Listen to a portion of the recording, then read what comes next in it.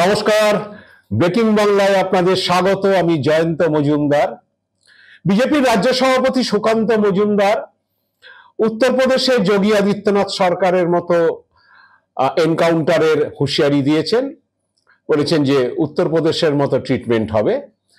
বিষয়টা ছিল যে বালুরঘাটে তিনি ছিলেন রবিবার দিন ভোট মেটার পরে, এবং সেখানে যে তিনি যে জানান সংবাদ মাধ্যমকে যে যেভাবে ভোট মিটতেই শেষ দফার ভোট মিটতে বিভিন্ন জায়গায় তৃণমূল সন্ত্রাস করছে, তার অভিযোগ যে কলকাতা, নদিয়া, উত্তর চব্বিশ পরগনা বিভিন্ন জায়গায় তৃণমূল সন্ত্রাস করছে।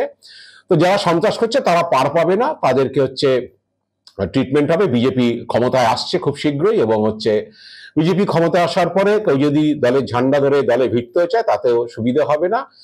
পরিষ্কার বলে দিচ্ছি যে এখানে উত্তরপ্রদেশের মতো ট্রিটমেন্ট হবে, একেবারে এনকাউন্টার হবে। পরবর্তী হিংসা বসিরহাটে শুরু হয়ে গেছে, নদিয়াতে শুরু হয়েছে, দক্ষিণ কলকাতা অর্থাৎ কলকাতার প্রাণকেন্দ্র, এখানে আমাদের কর্মীদের মাথা ফাটানো, চমকানো এগুলো শুরু হয়েছে। কারণ তৃণমূল কংগ্রেস বুঝতে পেরেছে তাদের সময় আসন্ন।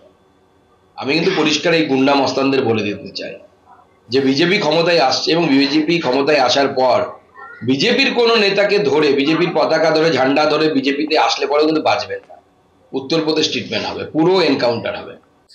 তো সুকান্ত মজুমদারের এই কথায় যথেষ্ট বিতর্ক শুরু হয়েছে রাজনীতি কারবারিদের মধ্যে, বা রাজনীতির মধ্যে জলঘোলা শুরু হয়েছে যে সুকান্ত মজুমদারের এই যোগী আদিত্যনাথের ফর্মুলায় এই এনকাউন্টার হুঁশিয়ারি নিয়ে।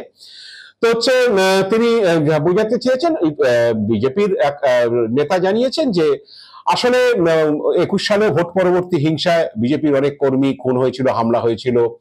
তো সুকান্ত বাবু হয়তো সেই তৃণমূল দুষ্কৃতীদের উদ্দেশ্যেই হুঁশিয়ারি দিতে চেয়েছেন যে এবার যদি লোকসভা ভোটের পরে একইভাবে হামলা হয় তাহলে বিজেপি ছেড়ে কথা বলবে না, এবং সেখানে হচ্ছে বিজেপি ক্ষমতায় এলে তাদেরকে যোগী আদিত্যনাথ সরকারের মতোই হচ্ছে এনকাউন্টার ট্রিটমেন্ট হবে, এনকাউন্টার করে তাদের মেরে দেওয়া হবে। এইটাই হয়তো হুঁশিয়ারি দিতে চেয়েছে সুকান্ত বাবু।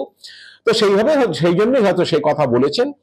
তো সুকান্ত মজুমদার ওই পরিষ্কার ভাষায় এনকাউন্টারের কথা বলায় বা উত্তরপ্রদেশের মডেলের কথা উল্লেখ করায় যথারীতি বিতর্ক, এবং তৃণমূল ইতিমধ্যেই তার প্রতিক্রিয়া দিয়েছে। তৃণমূল বলেছে যে আসলে পরাজয়ের হতাশা তাদের মধ্যে গ্রাস করছে, সেই জন্যই হচ্ছে উল্টোপাল্টা বকছেন।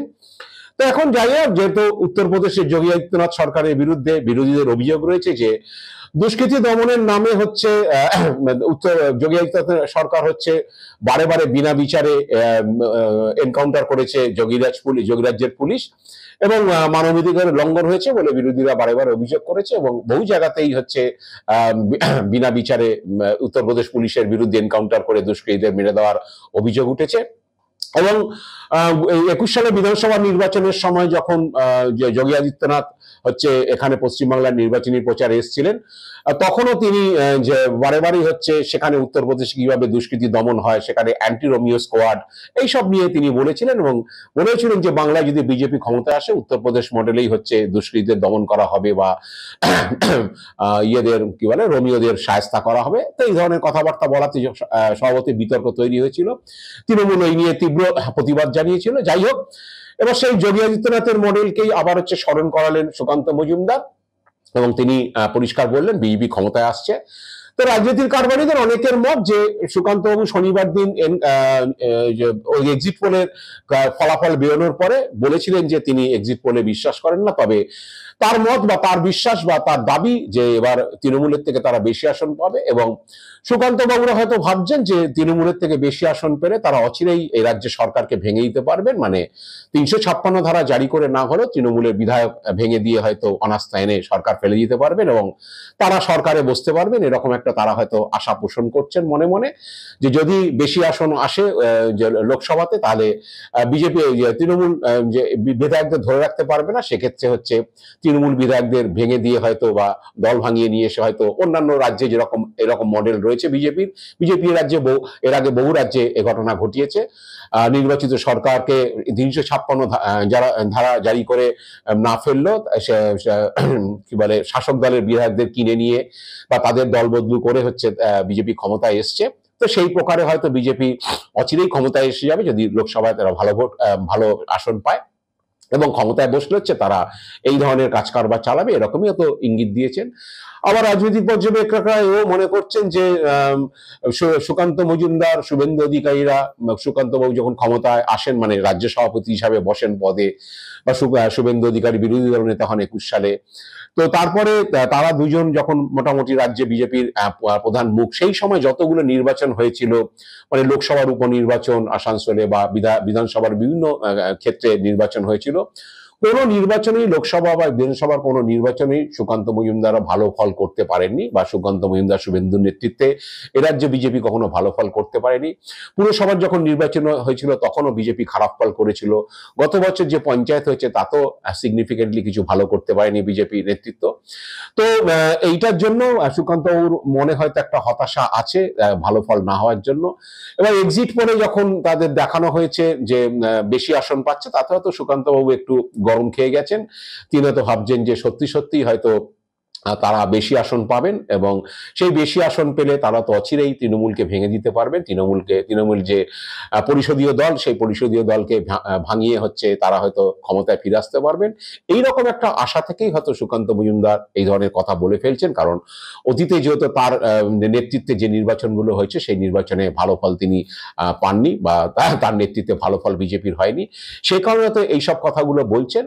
তো যাই হোক, তৃণমূল যে ইতিমধ্যেই প্রতিক্রিয়া দিয়েছেন তৃণমূল নেতৃত্ব সুকান্ত মজুমদার এই বক্তব্য নিয়ে। তারা বলেছেন যে আসলে হচ্ছে বিজেপির মধ্যে পরাজয় আতঙ্ক ঢুকেছে, হতাশা গ্রাস করছে তাদের, সেই কারণে তারা এই ধরনের কথা বলছেন, উত্তরপ্রদেশ মডেলের কথা বলছেন, যোগীরাজ্যের কথা বলছেন। বাংলায় যখন বিজেপিকে মানুষ শিক্ষা দিয়ে দিয়েছে, উত্তরপ্রদেশও এবার যোগীরাজ্যের সেই বুলডোজার রাজনীতি বা এনকাউন্টার রাজনীতি, তার শিক্ষা উত্তরপ্রদেশের মানুষ দিয়ে দেবেন। তো সুকান্ত বাবুরা সেটা দেখবেন।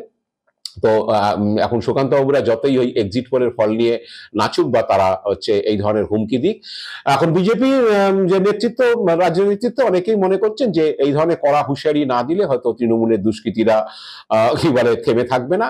তাদের অভিযোগ যে তৃণমূল যে প্রায় চতুর্থ দফার ভোটের সময় থেকেই বিভিন্ন সময় ভোটের দিনও গোলমাল পাকিয়েছে, এবং ভোট শেষ হতেই হচ্ছে নানান জায়গায় গোলমাল শুরু করেছে, বিজেপি কর্মীদের উপর হামলা হচ্ছে, তারা অনেকে বাড়ি ছাড়া হয়ে গিয়েছেন। সেই জন্য কড়া দাওয়াই জন্যই হচ্ছে সুকান্তবাবু এই ফর্মুলা বলছেন, এবং যাতে তৃণমূলের দুষ্কৃতীরা বা তৃণমূল মদস্পুষ্ট দুষ্কৃতীরা হচ্ছে কি বলে শঙ্কিত থাকে যে বিজেপি ক্ষমতা আসলে তাদেরকে কড়া ট্রিটমেন্ট করা হবে, সুকান্তবাবু সেই কারণে হয়তো বলছেন। জানি না সুকান্তবাবুরা লোকসভায় আগামীকাল গণনা, লোকসভায় রাজ্যে আসনের নিরিখে তারা এগিয়ে যাবেন কিনা, তারপরে লোকসভায় বেশি আসন পেলে তারা ক্ষমতায় রাজ্যে তৃণমূলের পরিষদীয় দল ভেঙে ক্ষমতায় আসবেন কিনা, এবং ক্ষমতায় আসার পর তারা সত্যি সত্যি সুকান্ত বাবুরা যোগী আদিত্যনাথের মডেল বা উত্তরপ্রদেশের মডেল, সেই এনকাউন্টার মডেল বা বুলডোজার দিয়ে সমস্ত গুড়িয়ে দেওয়ার যে মডেল, সেই মডেল এখানে প্রয়োগ করবে কিনা, তার জন্য তো আমাদের ভবিষ্যতের দিকে তাকিয়ে থাকতেই হচ্ছে। আজ এ পর্যন্তই। আপনারা ভালো থাকবেন, সুস্থ থাকবেন। নমস্কার।